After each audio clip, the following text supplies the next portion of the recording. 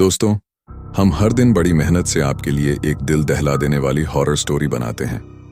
तो अगर आप हमारी यानी कहानी विद अरविंद चैनल की कहानियां एंजॉय कर रहे हैं तो हमारे चैनल को सब्सक्राइब कीजिए और हमारी लेटेस्ट वीडियोस की नोटिफिकेशन के लिए बेल आइकॉन दबाना मत भूलना।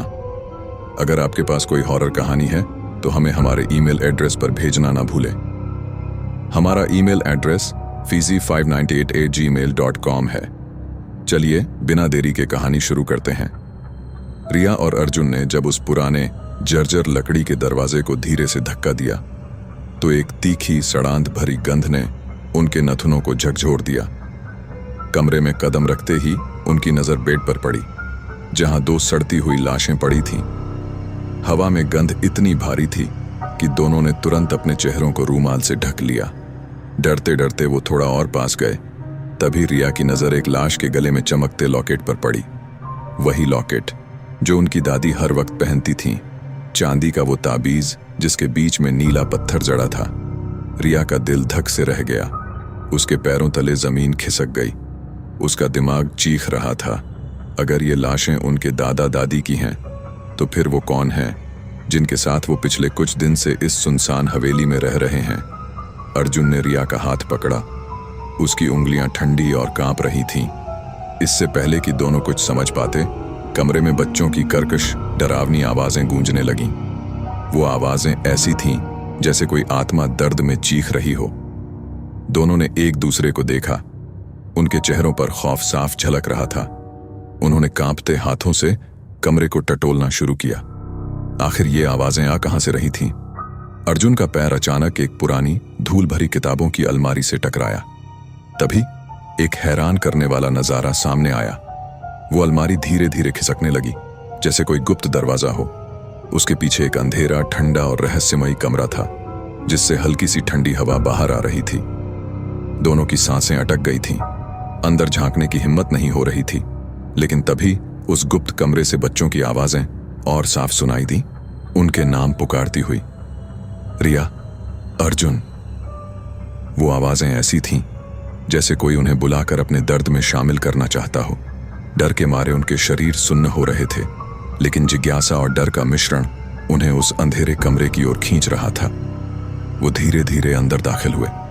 अंदर घुप अंधेरा था। न कोई आवाज, न कोई रोशनी, सिर्फ उनके जूतों की हल्की चरमराहट और उनकी तेज धड़कनों की आवाज। तभी कमरे के दूसरी तरफ से एक हल्की सी सफेद रोशनी चमकने लगी, मानो कोई आत्मा जाग रही हो। बच्चों की आवाजें अब और तेज हो गई थीं। ऐसा लग रहा था जैसे कई बच्चे एक साथ दर्द में चीख रहे हों और उनकी चीखों में एक गहरा रहस्य छिपा हो। रिया ने अर्जुन का हाथ और जोर से पकड़ लिया। दोनों उस रोशनी की ओर बढ़े।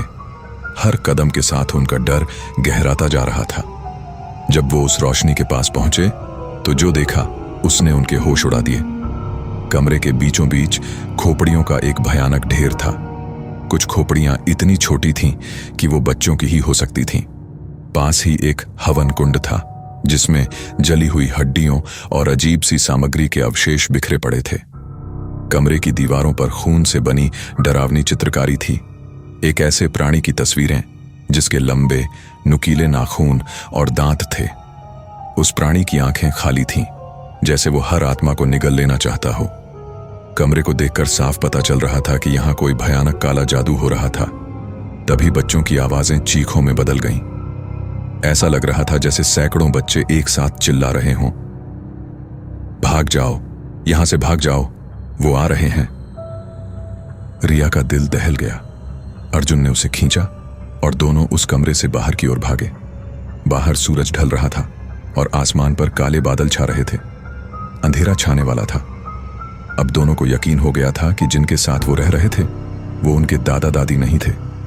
वो कोई और थे, कुछ ऐसा जो इंसान से कहीं ज्यादा खतरनाक था। दोनों ने फैसला किया कि वो उन प्राणियों के लौटने से पहले हवेली से भाग जाएंगे। वो तेजी से सीढ़ियों से नीचे उतरे और मुख्य दरवाजे की ओर दौड़े। लेकिन दरवाजा जाम था, जैसे कोई अदृश्य शक्ति उसे बंद किए हुए हो। रिया ने पूरी ताकत लगाई, लेकिन वो खुला ही नहीं। घबराहट में दोनों पीछे वाले दरवाजे की ओर भागे। तभी रसोई से एक अजीब सी गुर्राहट की आवाज आई, जैसे कोई भूखा जानवर अपनी शिकार की तलाश में हो। रिया ने डरते हुए रसोई की ओर झांका। जो नजारा सामने था उसने उनकी सांसें रोक दी। रसोई के सिंक के नीचे वो दोनों प्राणी बैठे थे जो उनके दादा दादी जैसे दिखते थे। वो जानवरों की तरह कुछ खा रहे थे। उनके पास एक लाल रंग का पतीला रखा था और उनके चेहरे खून से लथपथ थे। उनके दांत लंबे, पीले और नुकीले थे और उंगलियों के नाखून काले, लंबे और इतने नुकीले कि वो किसी का गला चीर सकते थे। बिल्कुल वैसे ही जैसे उस गुप्त कमरे की दीवारों पर बनी तस्वीरें। वो दोनों प्राणी गुर्रा रहे थे और तभी उस औरत का सिर अचानक उनकी ओर घूमा। उसकी आंखें सफेद थीं जैसे गहरे काले गड्ढे। उसने एक ऐसी भयानक आवाज निकाली जो किसी इंसान की नहीं हो सकती थी। रिया और अर्जुन चीखते हुए वहां से भागे और पीछे वाले दरवाजे से बाहर निकल गए। बाहर आंगन में पुराना झूला जोर जोर से हिल रहा था, जैसे कोई अदृश्य शक्ति उसे हिला रही हो। हवा में खून की गंध थी जो उनके डर को और बढ़ा रही थी। दोनों ने पीछे मुड़कर नहीं देखा, लेकिन उन्हें पता था कि वो दोनों दरिंदे उनका पीछा कर रहे हैं। पंजों के रेंगने और गुर्राने की आवाजें तेज होती जा रही थीं। रिया का दिल इतनी जोर से धड़क रहा था कि उसे लग रहा था कि वो अभी फट जाएगा। अर्जुन ने उसका हाथ कसकर पकड़ा और उसे जंगल की ओर खींच लिया। भागते भागते वो एक पुराने टूटे फूटे मंदिर के पास पहुंचे। बिना कुछ सोचे वो दोनों अंदर घुस गए। मंदिर के अंदर ठंडी नम हवा थी और दीवारों पर पुराने मंत्र खुदे हुए थे। दोनों भाई बहन एक दूसरे से लिपट कर रोने लगे, जैसे उनकी सारी ताकत खत्म हो चुकी हो। मंदिर के एक कोने में एक बूढ़ा पुजारी बैठा था, जिसके चेहरे पर गहरी झुर्रियां थीं और आंखों में एक अजीब सी शांति। बच्चों को इतना डरा हुआ देखकर वो उनके पास आया और धीमी गहरी आवाज में बोला, इतनी रात को इस जंगल के बीच में तुम दोनों क्या कर रहे हो? तभी बाहर से वही गुर्राने की आवाजें आईं। पुजारी ने बिना डरे मंदिर के भारी पत्थर के दरवाजे बंद किए और दोनों बच्चों को मंदिर के अंदर वाले एक छोटे से कमरे में ले गया। उसने एक पुरानी लैंडलाइन उठाई, किसी नंबर पर फोन मिलाया और फिर बच्चों के पास लौट आया। उसने उन्हें शांत करते हुए कहा, अब तुम सुरक्षित हो, लेकिन बताओ तुम उन राक्षसों से कैसे टकराए? रिया के मुंह से कुछ निकला ही नहीं। उसकी आंखों में डर और सदमा साफ दिख रहा था। अर्जुन ने रोते हुए सारी कहानी सुना दी। हवेली, लाशें, गुप्त कमरा, खोपड़ियां और वो भयानक प्राणी।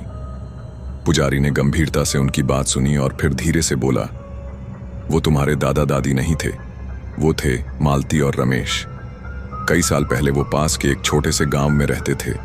उन्हें हमेशा से बच्चे चाहिए थे, लेकिन मालती को बच्चा नहीं हो सका। जब डॉक्टरों ने जवाब दे दिया तो उन्होंने काले जादू का सहारा लिया। आखिरी बार उन्हें इसी जंगल में एक भयानक अनुष्ठान करते देखा गया था। फिर वो गायब हो गए। जब वो लौटे तो इस डरावने रूप में, न इंसान, न जानवर, न मरे हुए, न जिंदा। उनके पास अब किसी का भी रूप लेने की शक्ति है। उन्हें बच्चे बहुत पसंद हैं। वो पहले लोगों को मारकर उनकी जगह लेते हैं और उनके बच्चों के साथ रहते हैं। जब बच्चे शक करने लगते हैं या भागने की कोशिश करते हैं तो वो उन्हें मारकर उनकी खोपड़ियां अपने पास रख लेते हैं। रिया और अर्जुन को अब समझ आ गया था कि वो खोपड़ियां उन मासूमों की थीं जिन्हें इन राक्षसों ने मारा था। उनके आंसू थम नहीं रहे थे। तभी उनकी नजर पुजारी के पीछे की खिड़की पर पड़ी। बाहर वही काले राक्षस खड़े थे।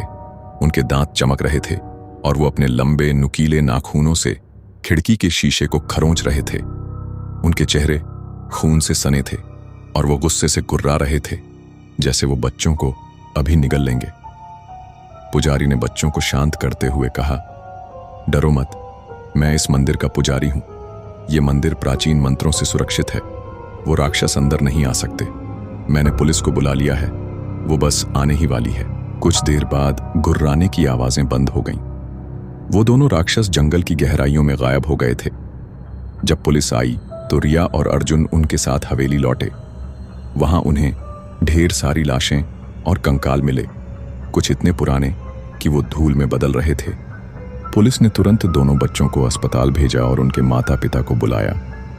डॉक्टरों ने बताया कि बच्चों को कोई शारीरिक चोट नहीं आई, लेकिन इस भयानक अनुभव ने उनके मन पर गहरी छाप छोड़ दी थी। उस रात रिया और अर्जुन तो उन राक्षसों से बच गए, लेकिन उनके मन में एक सवाल बार बार कौंध रहा था। वो राक्षस अब किसका रूप लेकर किस परिवार को तबाह करने की साजिश रच रहे होंगे? क्या वो कभी वापस आएंगे? क्या ये जंगल, ये हवेली और वो खोपड़ियां उनकी आखिरी कहानी थीं, या फिर ये बस शुरुआत थी? दोस्तों, अगर आपको ये दिल दहला देने वाली कहानी पसंद आई तो हमारे चैनल को अभी सब्सक्राइब करें और हर हफ्ते ऐसी ही डरावनी कहानियों का हिस्सा बनें।